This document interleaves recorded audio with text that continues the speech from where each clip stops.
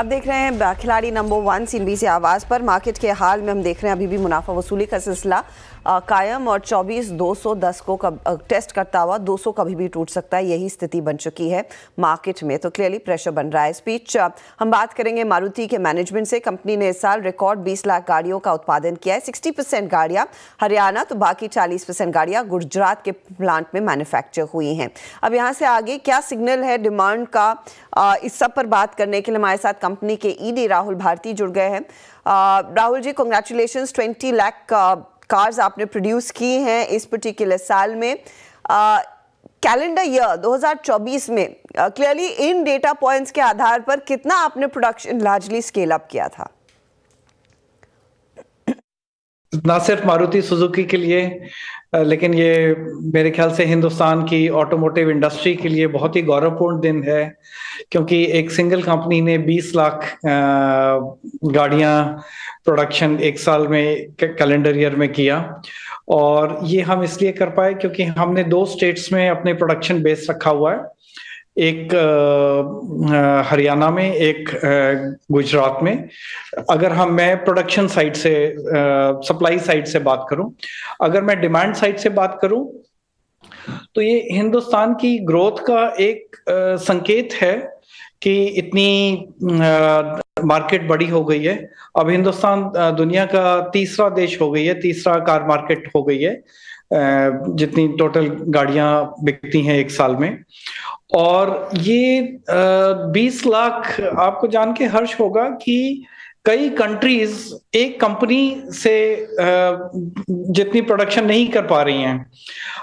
तो जैसे मारुति सुजुकी का ये 20 लाख का एक माइलस्टोन है, ये कई कंट्रीज की एनुअल प्रोडक्शन से ऊपर है, जैसे France, UK, Italy, Canada, Brazil, इन सब की प्रोडक्शन 20 लाख से कम है और मारुति ने ये 20 लाख का एविडेंटली ज्यादा है। लेकिन प्रोडक्शन एक तरफ, दूसरी तरफ सेल्स रहती है। सेल्स में बार बार ये रिपोर्ट किया जा रहा है कि कुछ धीमापन देखने को मिला है। आपका एक्सपीरियंस क्या, और खासतौर से स्मॉल कार सेगमेंट की स्थिति क्या है? दोनों तरफ ग्रोथ है, लेकिन इस समय स्मॉल कार्स में उतनी ग्रोथ नहीं है। थोड़ा सा चैलेंज है स्मॉल कार्स में, लेकिन हमारा मानना है कि हिंदुस्तान में बहुत बड़ी पॉपुलेशन है, बेस ऑफ पिरामिड काफी बड़ा है, तो स्मॉल कार्स की भी ग्रोथ होगी आने वाले समय में। इस समय आजकल चलन हाइब्रिड का है और मारुति की कई सारी हाइब्रिड गाड़ियां हैं। CNG में भी इनफैक्ट आपने अच्छा खासा मार्केट बनाया हुआ है। क्या यही लार्जली ड्राइवर है आपके सेल्स के लिए? तो हमें ये सारी टेक्नोलॉजीज का अंतिम लक्ष्य है कार्बन उत्सर्जन कम करना, या जितना हम तेल की खपत होती है हमारी गाड़ियों में, जितना ईंधन यूज होता है उसको कम से कम, उसको मिनिमाइज करना। तो ये दोनों एक बहुत इम्पोर्टेंट नेशनल गोल्स हैं, जिसके लिए ये सारी टेक्नोलॉजीज हम डिप्लॉय कर रहे हैं। तो हाइब्रिड है, उसमें क्या एक IC engine plus battery motor combination, जो कि एनर्जी एफिशिएंसी बहुत इंक्रीज कर देता है, 36 से 44% तक इंप्रूवमेंट करता है। CNG है, CNG में मोस्टली मीथेन होता है, जिसमें जो जैसे CH4 है, इसका एक कार्बन का एटम, 4 हाइड्रोजन के एटम। तो इतना ज्यादा इसमें हाइड्रोजन कंटेंट है केमिकल फॉर्मूला में कि वो नेचुरली कार्बन कम हो जाता है इससे।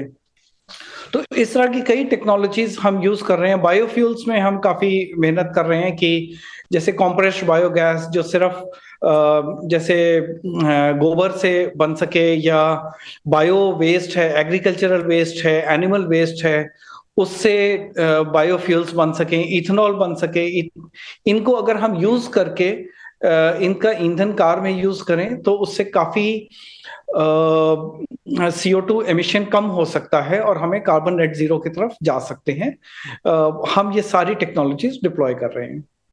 सर, हरियाणा कैपेक्स में अब कुछ अपडेट दे पाएंगे? और साथ ही साथ इस नए साल में FY25 बोलने वाली थी, लेकिन अब कैलेंडर ईयर 2025 की बात करते हैं।